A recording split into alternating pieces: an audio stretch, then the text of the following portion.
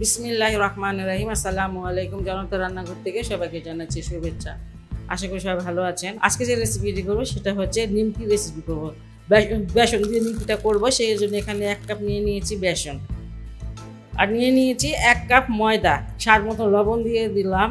এখানে আমি আধা চামচ আজওয়াইন নিয়ে নিলাম, এটা হজমের জন্য অনেক ভালো। আপনারা এখানে কালো জিরেটাও দিতে পারেন যদি না থাকে আজওয়াইনটা আর কি।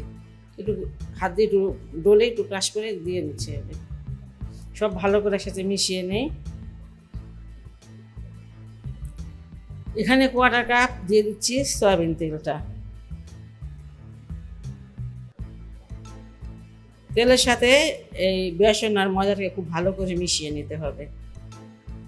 ময়দা আর বেসনটার সাথে আমি তেলটা খুব ভালো করে মিশিয়ে নিয়েছি।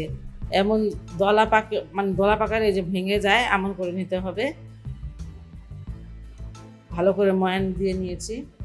1 কাপ পানি নিয়ে নিয়েছি। 1 কাপ পানি তো লাগবে না, যাই হোক যতটুকু লাগে অল্প অল্প করে পানি দিতে হবে। এটা আমি প্রায় 7 মিনিটের মধ্যে এটা ভালো করে মেখে নিয়েছি। আর একটু বেশি নরম হবে না, এমন একটা ডো হবে, একটু শক্ত ধরনের। যাই হোক এটা হয়ে গেছে, আর এখন আমি বানিয়ে নিব।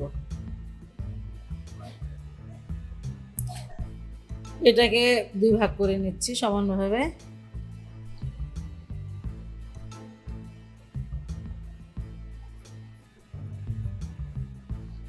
একটা বড় দেখে পাতলা রুটি বানিয়ে নিব। একটু শুকনো ময়দা ছিটিয়ে নিচ্ছি। কারো ঘরে যদি বেসন না থাকে তাহলে আপনারা ডালটাকে বেটে নেবেন, খুব মিহিন করে বেটে নিতে হবে। আমি বড় করে একটা রুটি বেলে নিয়েছি, আর এতটুকু পাতলা হবে। এখন এখানে আমি 2 চামচ, এটা চামচে 2 চামচ নিয়েছি ময়দা, আর 2 চামচ দিয়েছি তেল।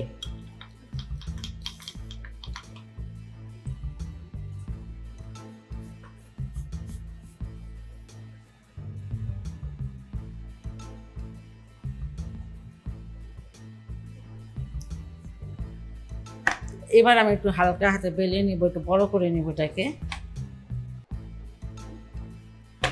এই 4 আঙ্গুলের মতন চওড়া করে নিলাম। এবার আমি এটা কেটে নিব। এটুকু একটু করে কাটলাম। আপনাদের ইচ্ছে একটু চওড়া করে কাটতে পারেন, একটু পাতলা করেও কাটতে পারেন।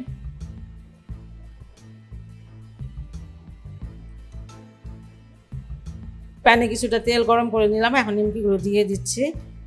আঁচটা মিডিয়াম আছে। এখন আঁচটা কিন্তু আমি এখন কমিয়ে দিয়েছি, কম আঁচে এটা মচমচা করে ভেজে নিতে হবে ভালোভাবে, যাতে একদম মচমচা হয়। নিমকি যেমন মচমচা হয় সেটাই। উল্টে পাল্টে মচমচা করে এটা ভেজে নিয়েছে, আর এখন এটা উঠিয়ে নিব। আপনারা বুঝতে পারবেন। এখন ফার্স্টে আঁচটা মিডিয়ামে রাখবেন, পরে আরেকটু কমিয়ে দিবেন যাতে পুড়ে না যায় আর কি, মচমচা হয় সেই জন্য।